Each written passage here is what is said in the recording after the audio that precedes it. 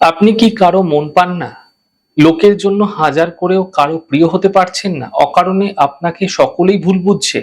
কাছের মানুষ ক্রমশ দূরে সরে যাচ্ছে। কর্মক্ষেত্রে কারো সঙ্গে সুসম্পর্ক থাকছে না। যেকোনো শনিবার দিন ৭টি ত্রিপত্র বেলপাতা নিয়ে ভালো করে ছায়ায় শুকিয়ে নেবেন। রোদে শোকানো যাবে না, কিন্তু মাথায় রাখতে হবে ছায়ায় শোকাবেন। মাথায় রাখবেন, পঞ্চমী তিথিতে এবং চিত্রা নক্ষত্রযুক্ত দিনে বেলপাতা তুলবেন না। এই দিন বাদ দিয়ে অন্য কোনো দিন তুলুন। বেলপাতাটিকে গুঁড়ো করে আপনারা প্রথমে গুঁড়ো করে নেবেন শুকিয়ে গেলে।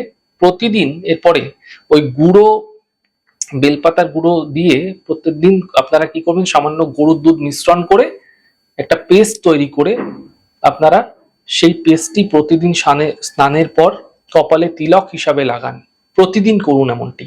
অন্য কোনো দুধের ব্যবহার করবেন না, একমাত্র গরুর দুধের ব্যবহারই আপনারা করতে পারেন। এই ছোট্ট প্রক্রিয়া লাগাতার আপনারা করে যান, প্রতিদিন করুন। আপনার জনপ্রিয়তা বৃদ্ধি পাবে এবং আপনি সুফল মিলতে আপনার জীবনে দেখতে পাবেন।